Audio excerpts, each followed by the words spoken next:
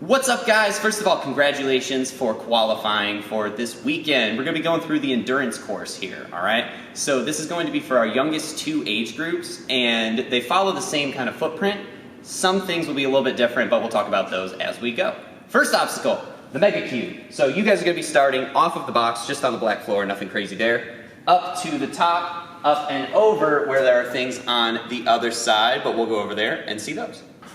So, once we get over the top of the box here, you have a rope, trapeze bar, and a ring to get you down to the box on the far side. So with this box, carpet foam on the top sides, good places to be. Gray on the sides, there's these little handles, you don't want to be using those. That is not matted, and we definitely don't want y'all creeping off the side.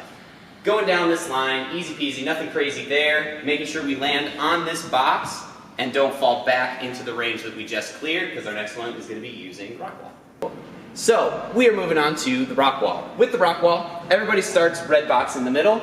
Big green holds are just a good visual aid for everybody to use. You guys are going to the left. So there are different color holds here, but ultimately that does not matter in terms of scoring for the age group or anything like that. Roughly, green holds are going to be a little bit better to use than blue, but it's up to you at that point. Rolling all the way down, get to the corner here. You're going to reach out to the rope. Swoop on over to the box right here, clearing the resi pit, moving on to obstacle number 3. Starting on the tall box here, whole network of rings to take you from your stack box on the far side down to a red platform right here, raised up on that 12-incher. We're only going to be using the rings on this line as you go through, so no using any bars that you may see. Easy dismount there, moving on to number 4. Next up, you guys are using one of the shark fins and one of the brand new DGS boards. You guys are going to start on the box right here, swinging back and forth on this guy until you can reach out to the trapeze. When we're using the trapeze, be aware, hardware on the sides, be a little bit careful of that. You're not using these black bars, but everything hanging underneath is a go. Swing it on out, one side to the back side, all the way on down to the landing platform here. Again, not falling back where you just cleared, and make sure that we're not trying to grab into trussing as you guys are landing. If you bump into a truss, that's one thing, but we're not going to be using a truss to secure us from falling back off of a landing platform. Next up, balance for you guys. Box at the start, stepping out onto the rolling log. Anytime we're using something like the rolling log, we're not using anything that is not the topmost surface, so only the log itself. None of the structure underneath. Blue box, cross the rolling log until you get to the static log. Walk yourself across. Contact with the black on this is fine, but can't make your way all the way down to the ground.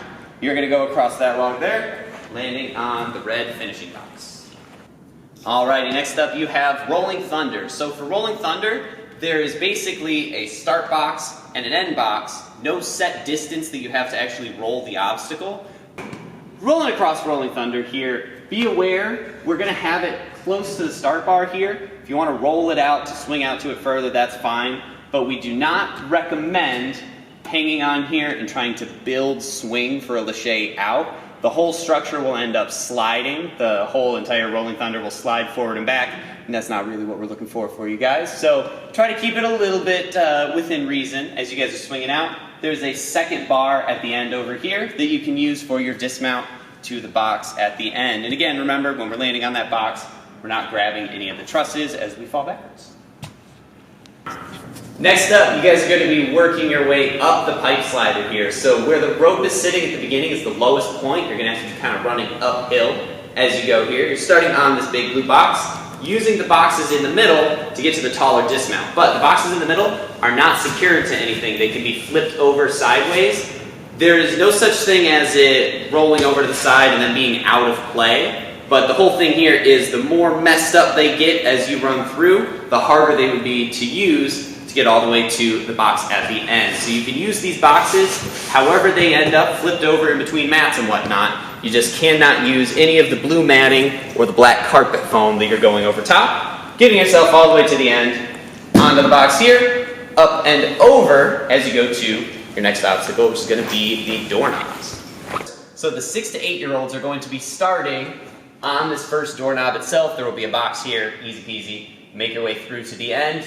There's going to be a red box at the end that you guys are going to drop to, pretty much same as everywhere else. when we're using the doorknobs, we're not going to be grabbing any of the structure above, not reaching for the pegboard on the other side, but just using the front face on these bad boys, all the way end to end. Now, your 8 to 10-year-olds are going to be starting hanging on this bar, using the first couple steps to get up into the doorknobs, making their way across, and then making sure to use those last couple steps to dismount past the thick resi pit mat to a red box on the far side.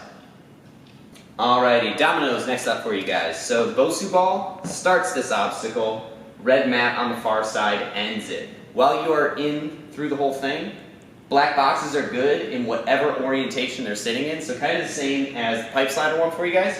If you're standing on this one and this one falls over, if you manage to not touch the blue mat or the white carpet foam, you're still in play. So even if they fall over, you can still make your way through, all the way to the box at the end, and again, making sure not to step back in the area that you just cleared.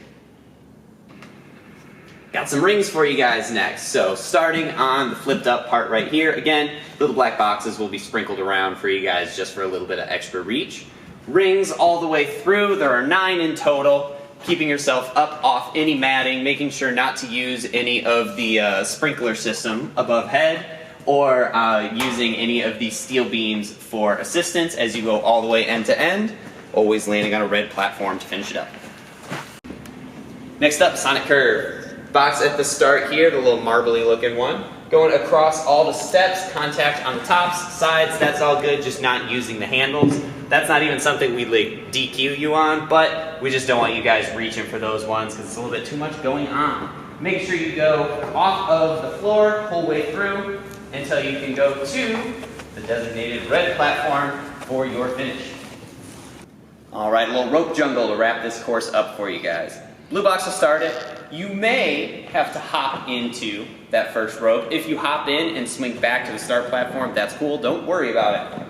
Working your way through all of these ropes. Just a little point, to be fair. The last rope is really thick, harder to hold on to, so make sure you're ready for that one. Landed on the red box there. Again, making sure that you do not step back into the area you cleared. Buzzer is going to be right off to the side over here.